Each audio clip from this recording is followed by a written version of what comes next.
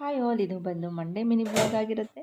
Monday ಸ್ವಲ್ಪ ಲೇಜಿನೇ ಅನಿಸುತ್ತೆ, ಯಾಕಂದರೆ ಸಂಡೇ ಸ್ವಲ್ಪ ಚೆನ್ನಾಗಿ ನಿದ್ದೆ ಮಾಡಿರ್ತೀವಿ, ಬೇಗ ಎದ್ದೇಳೋಕ್ಕಾಗಲ್ಲ. ಹಾಗಾಗಿ ಮಂಡೇನೂ ಸ್ವಲ್ಪ ಲೇಟ್ ಆಯಿತು ಎದ್ದೇಳೋ ಅಷ್ಟೊತ್ತಿಗೆ. ಎದ್ದು ಒಂದು ಕಪ್ಪು ಬಿಸಿನೀರು ಜೊತೆ ಒಂದು ಸ್ವಲ್ಪ ನಿಂಬೆಹಣ್ಣು ಹಾಕ್ಕೊಂಡು ಕುಡಿದು ಅದಾದಮೇಲೆ ನಮ್ಮ ಮುಂದಿನ ಕೆಲಸಗಳು ಶುರು ಮಾಡ್ಕೋಬೇಕು. ಯಾಕೆಂದರೆ ಸ್ಕೂಲ್ ಬೇರೆ ಶುರು ಆಗಿರುತ್ತೆ. ಬೆಳಗ್ಗೆ ಮಕ್ಕಳನ್ನ ಬೇಗ ಎಬ್ಬರಿಸ್ಬೇಕು, ಅವರಿಗೆ ತಿಂಡಿ ರೆಡಿ ಮಾಡಬೇಕು. ಮಂಡೇ ಅಂತ ಅಂದರೆ ಒಂಥರ ಲೇಝಿ ಡೇ ಅಂತಲೇ ಹೇಳ್ಬೋದು. ಯಾಕೆಂದರೆ ಫುಲ್ಲು ಸಂಡೇ ಎಲ್ಲ ಆರಾಮಾಗಿರ್ತೀವಿ. ಮಂಡೇ ಎದ್ದು ಕೆಲಸ ಮಾಡಿ ಅವ್ರಿಗೆ ತಿಂಡಿ ಮಾಡಿ ರೆಡಿ ಮಾಡಿ ಕಳಿಸೋ ಅಷ್ಟೊತ್ತಿಗೆ ಸಾಕಪ್ಪ ಅನಿಸ್ಬಿಡುತ್ತೆ. ಹಾಗೆ ಸ್ವಲ್ಪ ಹೊತ್ತು ಹೊರಗಡೆ ಕೂತ್ಕೊಂಡು ಈ ಥರ ನಮ್ಮನೆ ಹತ್ತಿರ ಮಾವಿನ ಮರ ಇದೆ, ಅದನ್ನು ನೋಡ್ತಾ ಇದ್ದರೆ ಏನೋ ಒಂಥರ ಸಮಾಧಾನ.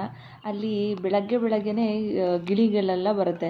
ಆ ಗಿಳಿಗಳೆಲ್ಲ ನೋಡಿಕೊಂಡು ಬರೋದು. ಅದಕ್ಕೆ ಇವತ್ತು ಮಾವಿನ ಮರನೇ ಇದೆ, ಯಾಕೆ ಮಾವಿನಕಾಯಿ ಚಿತ್ರಾನ್ನನೇ ಮಾಡಿಲ್ವಲ್ಲ ಅಂತ ಅದನ್ನು ಮಾಡೋದಕ್ಕೆ ಅಂತ ಇಟ್ಟಿದ್ದೀನಿ.